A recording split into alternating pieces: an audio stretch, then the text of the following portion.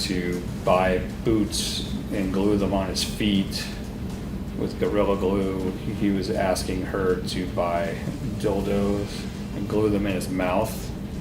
And he also asked her to pour pools of Gorilla Glue into his eyes to glue them shut so that she was the last girl that he would ever see. Behind every headline is a heartbeat and a secret waiting to surface. Like, comment, and subscribe.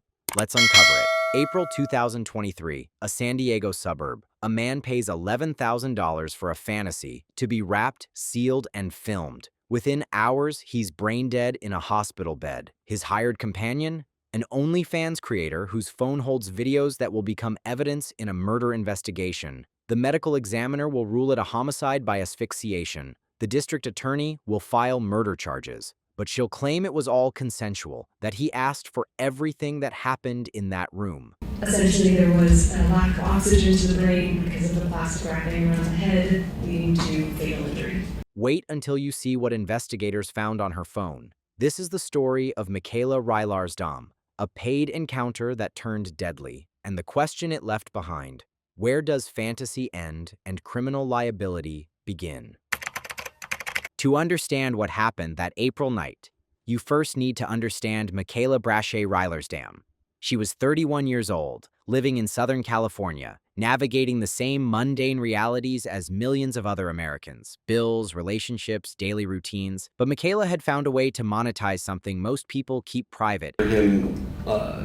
Say, can we stop? I'll pay you a certain amount more money to stop. And that's when I realized that it wasn't a friend, it was Fantasy. Under the online pseudonym Ashley Sincal, Rylaarsdam operated an OnlyFans account, creating adult content for subscribers willing to pay premium rates. The platform had exploded in popularity, especially during the pandemic, transforming how adult entertainment operated. No studios, no agents, just creators, cameras, and credit cards. For some, it was liberation. For others, it was exploitation with a Wi-Fi connection. I told you this story just a few months back. A mom of three who doubles as a spicy content creator or OnlyFans model is accused of placing a plastic bag over her client's head in what was supposed to be a kinky fetish encounter.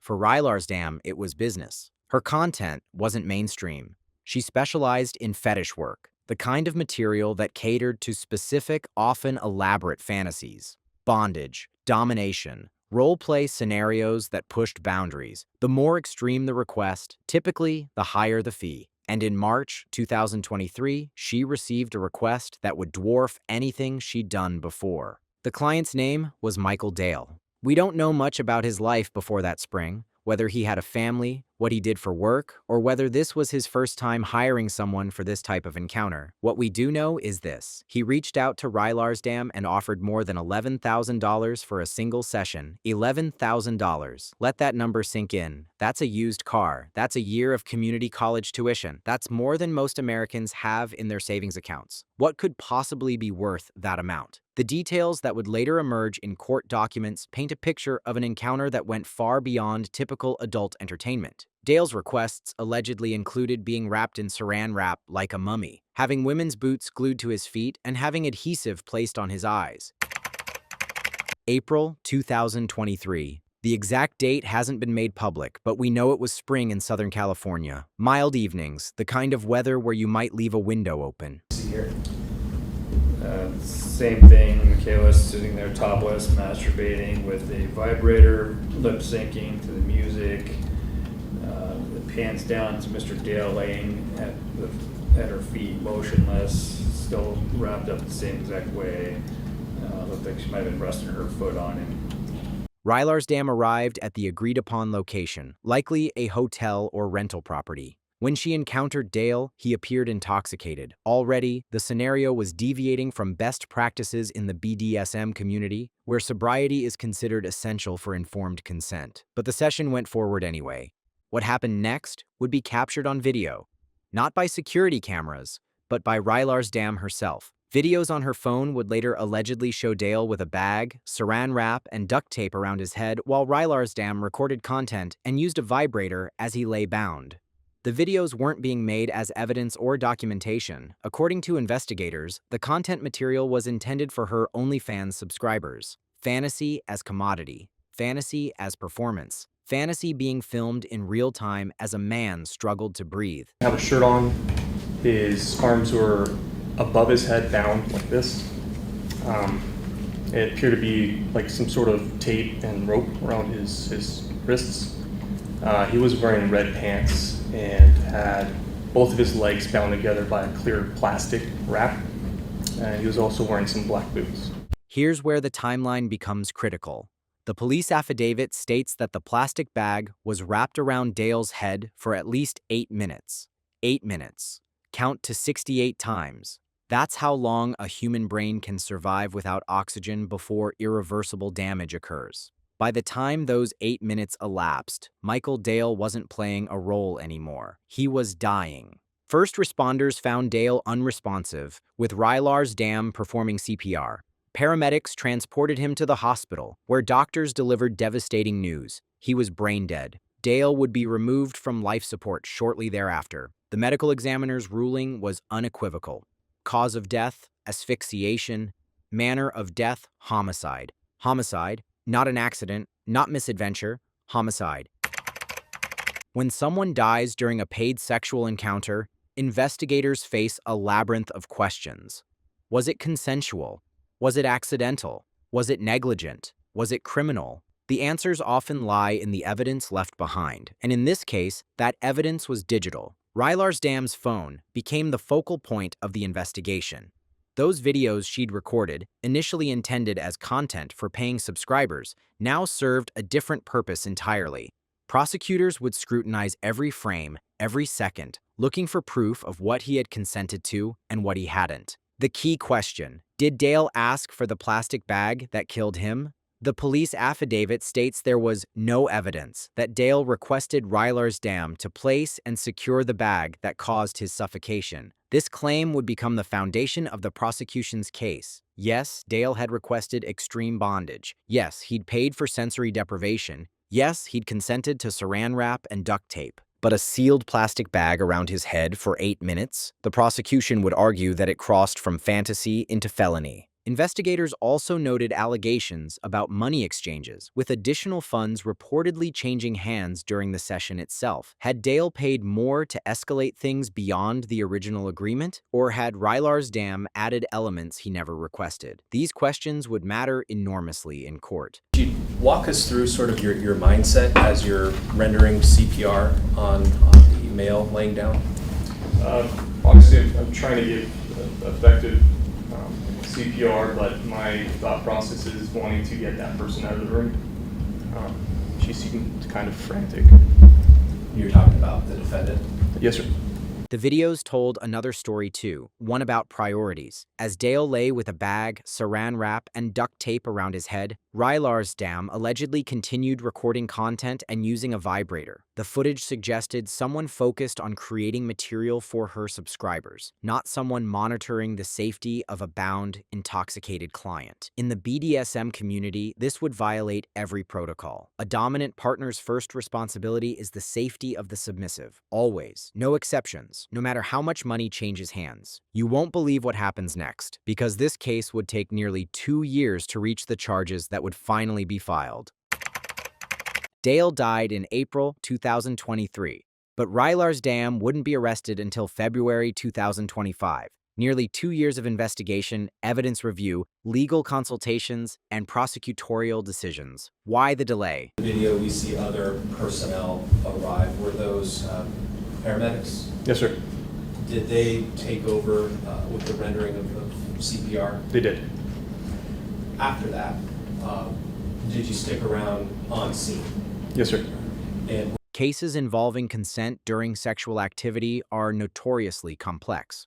Prosecutors must prove not just that someone died, but that the defendant acted with criminal intent, or at a minimum, with such reckless disregard for human life that their actions constitute a crime. When both parties agreed to engage in risky behavior, proving criminality becomes even more challenging. The district attorney's office had to be certain they could win. When charges finally came, they were severe. Rylaarsdam was charged with murder, pleaded not guilty, and is being held without bail. Not manslaughter, not negligent homicide. Murder, typically defined as the unlawful killing of another human being with malice aforethought. The prosecution's theory, Rylaarsdam acted with such conscious disregard for Dale's life that her actions constituted implied malice, even if she didn't intend to kill him. Rylaarsdam has denied placing anything over Dale's head, disputing the prosecution's version of events. Her defense team faces an uphill battle. The videos exist. The medical examiner's report exists. The timeline exists. Their strategy will likely focus on consent, arguing that everything that happened in that room was requested, negotiated, and agreed upon by an adult client who understood the risks. Yes, ultimately what I did was remain in the room and assist with evidence collection. Can you tell us about what sort of evidence you collected there from the bedroom? Sure. We had like some, I believe there were like bundles of what appeared to be used tape, yellow rope. There was about 7 boxes of clear plastic wrap, rolls of clear plastic wrap. But here's the problem with that defense. Consent has limits, even in the law. You can't consent to your own murder. You can't sign a waiver that makes killing you legal. And when someone dies during an activity you facilitated, they asked for it, may not be enough to avoid criminal liability, especially when evidence suggests safety protocols were ignored. This case forces us to confront uncomfortable questions about consent, risk, and responsibility in the age of monetized intimacy. The explosion of OnlyFans and similar platforms has created a new economy around fantasy fulfillment, but the legal system hasn't caught up with the ethical complexities. In traditional BDSM communities, safety is paramount. Enthusiasts follow protocols, negotiated scenes, safe words, sober participants, careful monitoring, aftercare. It was more just kind of to control the situation. It's easier if she's not there. You don't have to deal with her. You don't have to have your attention divided, correct? That's correct, sir. And so you asked her to step outside. I did. She stepped outside. She ultimately, yes, sir. And she stayed outside until other units arrived, correct? These aren't just suggestions. They're essential safeguards that separate consensual kink from abuse or negligence. But when fantasy becomes transactional, when content creation enters the equation, do those safeguards erode? When someone is paying $11,000, does the financial pressure push boundaries beyond safety? The prosecution will argue that money doesn't override the duty of care. If you accept payment to engage in potentially dangerous activity with another person, you accept responsibility for their safety. If that person is intoxicated, if they're bound and helpless, if they're trusting you with their life, literally, then you have an obligation to keep them alive. Rylaarsdam, they'll argue, violated that obligation when she sealed a plastic bag around Dale's head and left it there for 8 minutes while filming content. The defense will counter that Dale was an adult who made his own choices. He sought out extreme experiences. He paid for them. He accepted the risks. Rylaarsdam, they'll argue, was providing a service that Dale explicitly requested. If he misjudged the danger, if he underestimated how his intoxication would affect his ability to signal distress, if he consented to something that ultimately killed him, which says, "Can we glue my eyes shut, please? So sexy, you being the last beautiful angel I ever see." And how about the next text? The next text is at 12 p.m., so 3 minutes later, and it states, "So can we please glue my eyes shut at the end, seriously?" And that's also from Mr. Dale to the defendant? Correct. expert witnesses will testify about asphyxiation, about BDSM practices, about digital evidence. In April 2023, a man paid $11,000 for a fantasy. By the end of the night, he was brain dead. Nearly 2 years later, the woman he hired faces murder charges, her phone videos serving as evidence in a case that tests the boundaries of consent, responsibility, and criminal law. The medical examiner called it a homicide. The prosecution calls it murder. The defense calls it a tragic accident during consensual activity. A jury will decide who's right, but one thing is certain, Michael Dale won't get another chance to reconsider the risks he took that night. If this case shocked you, wait until you hear about Melissa Mooney. I linked that story right here. Like, comment, and subscribe. Every story has a face. Let's keep uncovering the truth.